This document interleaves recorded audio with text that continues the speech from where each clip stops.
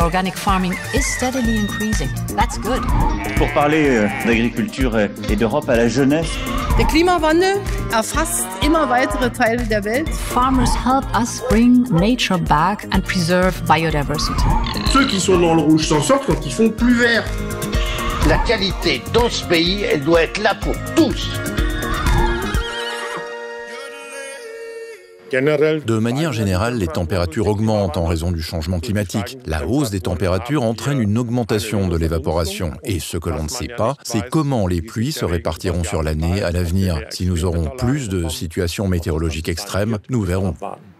Josef Helfrich est maraîcher bio en Rhénanie du Nord-Westphalie, une région du nord de l'Allemagne, a priori peu concernée par le manque d'eau. Mais les récentes canicules estivales amènent le secteur agricole à mettre en place des solutions pour réduire sa consommation en eau douce sans compromettre ses rendements.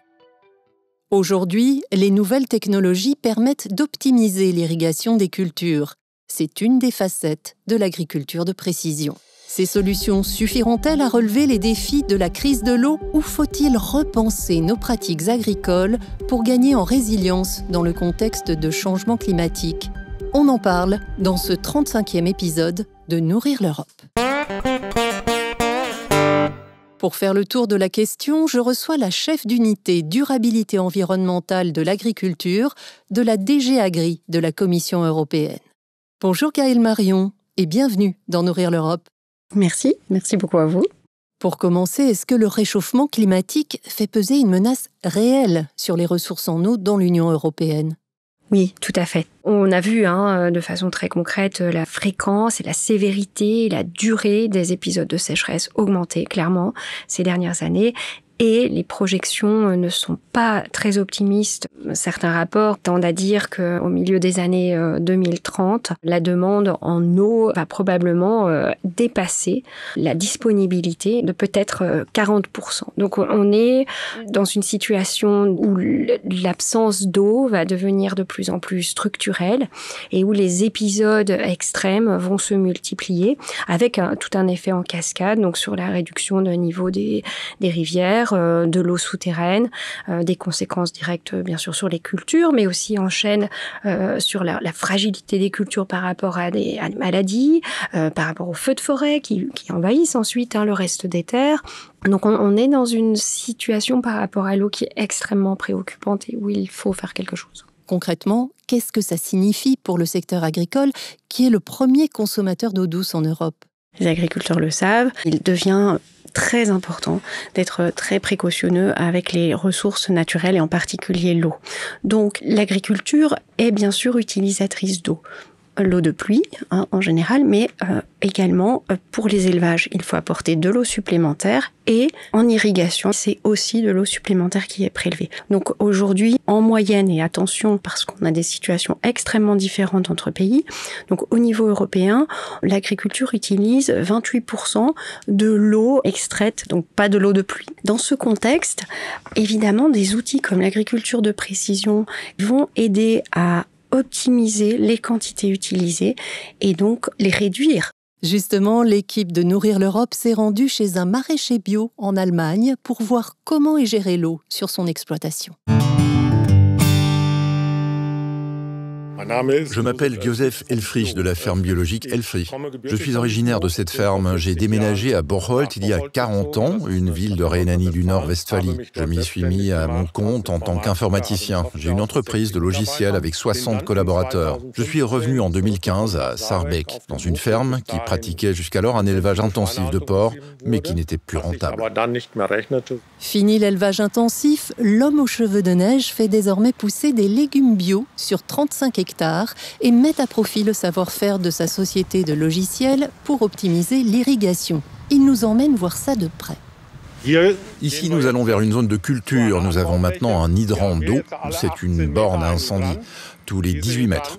Ces hydrants sont activés la nuit et nous arrosons ainsi les plates-bandes pendant 30 à 60 minutes en fonction de la quantité d'eau nécessaire, si elle est nécessaire. Si nous avons des périodes de pluie, cela n'est évidemment pas nécessaire. Et sinon, ils sont tous commandés par des cartes SIM. Cela signifie que nous avons des routeurs sur les différentes surfaces et que nous y envoyons les données et commandons les vannes par ce biais. Pour savoir si les cultures ont besoin d'être arrosées, des capteurs d'humidité ont été enfoncés dans le sol. Il y a toujours 3 capteurs et les données sont ensuite transmises via une carte SIM dédiée. Vous voyez, il y a une carte SIM, comme dans un téléphone, et elle transmet les données. Et là, on mesure à chaque fois l'humidité à différentes profondeurs. Vous les enfoncez sur combien de centimètres ? Environ à 10, 20, 30 cm. Il faut voir jusqu'à quel point le sol est encore humide. Il est plus facile de maintenir le sol humide que de réhumidifier un sol desséché. Cela signifie qu'il est préférable d'arroser dès que l'on constate que le haut devient sec, plutôt que d'attendre que le bas soit desséché. Joseph croise les données météo de l'aéroport d'Osnabrück à 7 km de là dans un logiciel maison d'aide à la décision. Cela permet d'adapter l'irrigation en volume et dans le temps. Nous avons ici un sol très léger et l'eau, quand il pleut, s'infiltre et le sol se dessèche rapidement. Et nous devons alors l'arroser à nouveau pour qu'il reste humide. Nous pouvons donc n'arroser que la surface si nous utilisons 5 litres par mètre carré par jour. Cela signifie donc que si le sol était complètement sec sur une profondeur de 30 cm et que nous l'arrosions à raison de 5 litres par jour, nous ne pourrions pas l'humidifier. Nous devons donc veiller à conserver une certaine humidité de base. Ici, pas question de pomper l'eau dans les nappes phréatiques. Tout le système d'irrigation de l'exploitation est alimenté par les eaux de surface d'un affluent de l'Ems qui se jette dans la mer du Nord, quelques 200 km plus loin. La région est traditionnellement bien arrosée toute l'année, mais ces derniers étés ont été plus secs et plus chauds, avec des records nationaux de température pendant la canicule de 2022. Aussi, Joseph a-t-il décidé de doter son exploitation d'un réservoir qui sera lui aussi alimenté par les eaux de surface.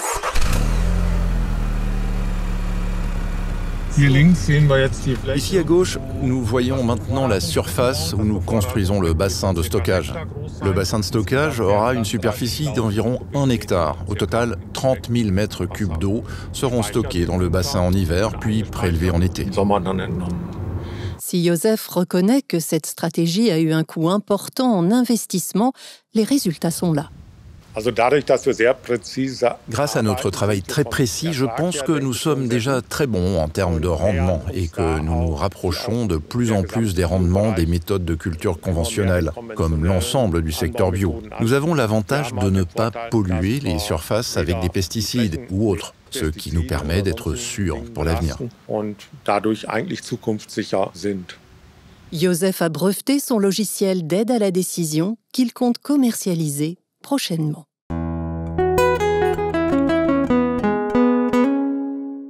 Pour mieux comprendre les solutions de l'agriculture de précision pour une gestion optimale de l'eau, j'ai frappé à la porte de MyEasyFarm.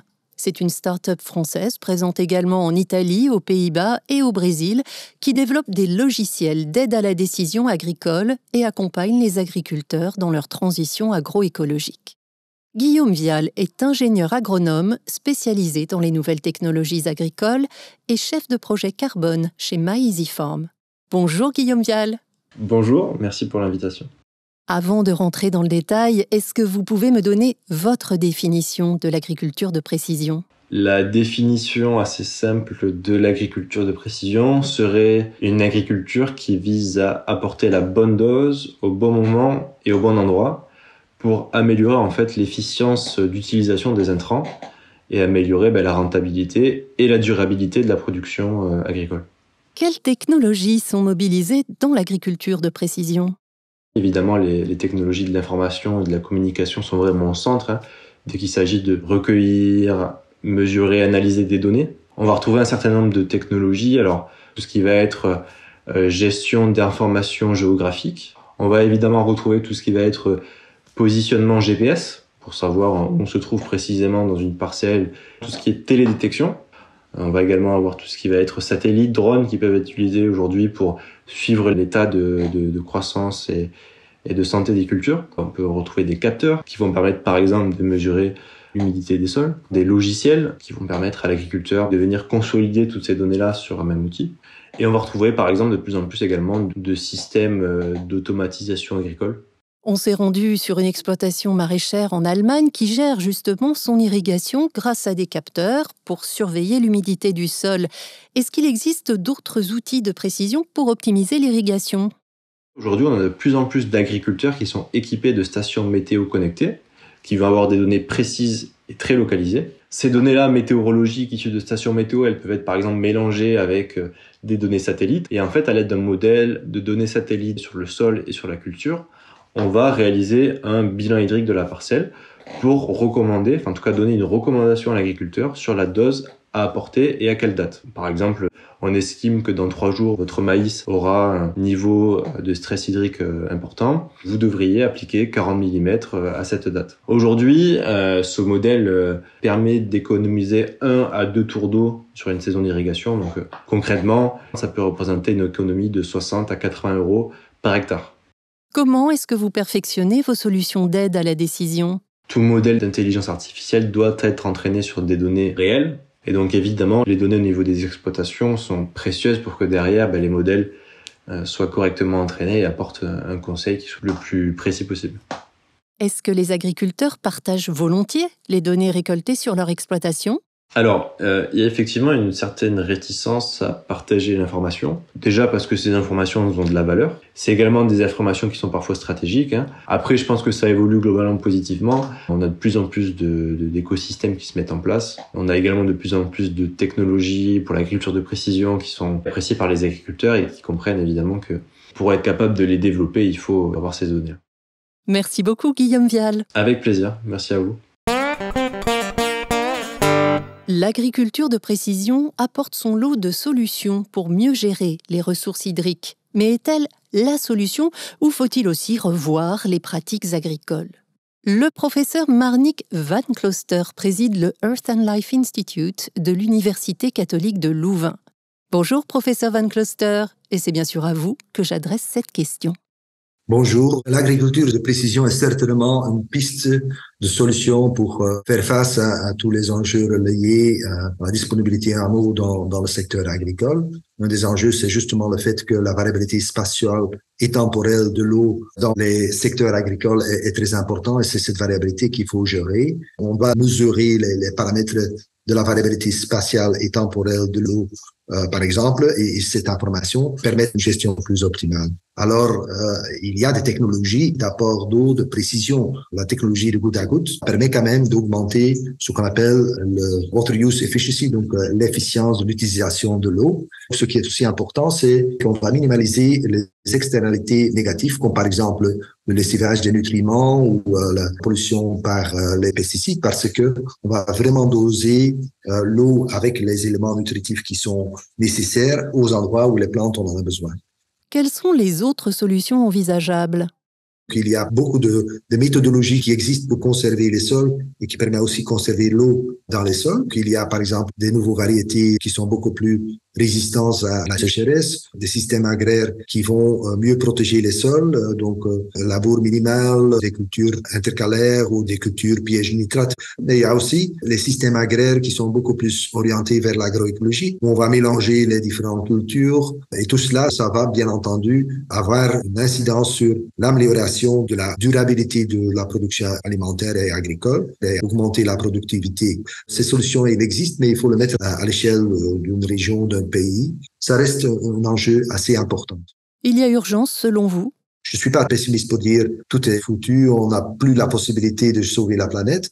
Non, les fenêtres d'opportunité sont bien là pour pouvoir changer, mais ça nécessite une politique agricole qui soit bien entendu en phase avec les enjeux qui sont là, avec une politique climatique qui soit assez forte, avec un changement de comportement de consommateurs, mais aussi du producteur. On est dans des conditions extrêmement contraignantes. Et donc, je suis pas tout à fait optimiste, dans le sens que j'ai tout à fait la confiance que la technologie va résoudre tout. Mais je vois des opportunités pour introduire des améliorations systémiques et pour atteindre effectivement l'objectif durable de nourrir la planète dans l'avenir. Merci, professeur Van Closter. Merci également. Je reviens vers vous, Gaëlle Marion. Est-ce que la DG Agri a des chiffres sur le développement de l'agriculture de précision dans l'Union européenne ? Déjà, il y a pas forcément une définition complètement homogène, mais certains États membres ont des chiffres, pas tous. Par exemple, la République tchèque, la Hongrie et le Danemark ont des données statistiques sur l'adoption de techniques de précision en agriculture. 18% des exploitations en République tchèque, la Hongrie 12% des exploitations et au Danemark jusqu'à 23% en 2018 qui couvrait une surface de 57% des terres agricoles au Danemark. Du coup, notre vision à nous, elle est un petit peu hétérogène. Ce qu'on peut dire, tous les États membres ne sont pas avancés de la même manière. Tous les agriculteurs ne le sont pas non plus. Il n'y a pas de données harmonisées au niveau européen, mais on essaye de travailler sur ça, justement, d'améliorer et d'avoir un petit peu plus de données. Quels sont aujourd'hui les freins à l'adoption de ces technologies dans l'agriculture ? D'abord, il y a des freins technologiques et financiers. Si on parle vraiment d'adopter les technologies les plus modernes, ça veut dire de faire un investissement, ça veut dire d'avoir accès à la connexion.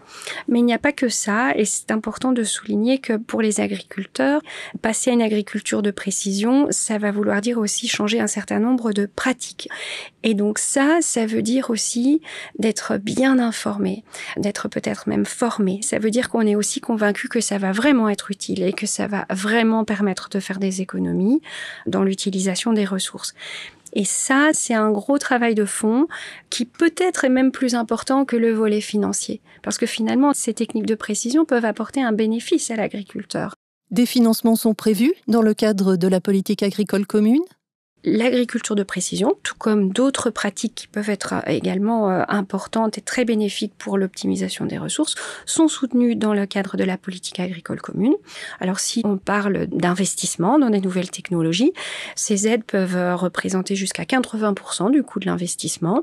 Si on parle d'aide au changement de pratique, alors là on est sur des aides à l'hectare qui sont définies par l'État membre, qui est ciblé, qui est éligible, ça c'est pas forcément défini par le règlement européen. Guillaume Vial nous a expliqué l'importance du partage des données récoltées sur les exploitations agricoles pour affiner les modèles d'aide à la décision.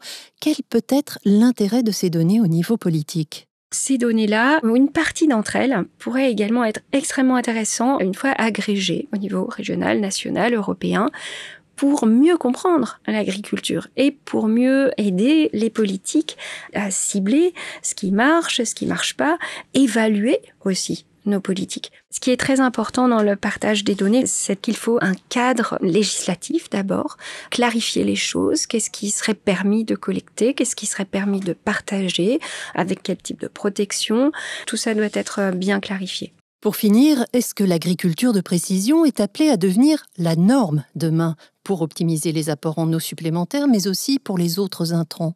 Évidemment, il n'y a pas une technologie et une solution qui serait bonne pour tous les agriculteurs européens. Et sur ça, d'ailleurs, la politique agricole commune n'est pas prescriptive. J'ajoute que souvent, c'est plutôt un équilibre entre différentes solutions qui sont intéressantes à combiner. On ne peut pas conseiller un agriculteur sans avoir compris son exploitation. Et j'ajouterais que l'agriculture de précision, comme on l'a vu, est très intéressante pour permettre d'optimiser l'utilisation des ressources. Ce n'est pas toujours la seule ou la bonne solution pour optimiser les ressources en eau.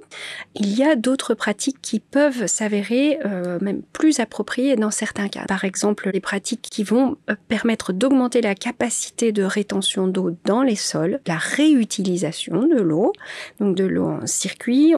Et c'est vrai qu'il faut toujours voir par rapport à la situation spécifique, quel est le bon investissement à faire ou quelles sont les pratiques à modifier dans chaque exploitation. Merci beaucoup, Gaëlle Marion. Je vous en prie, avec plaisir. Et vous, que pourriez-vous faire pour optimiser votre consommation d'eau ? Producteurs ou consommateurs, face au changement climatique, nous sommes tous concernés.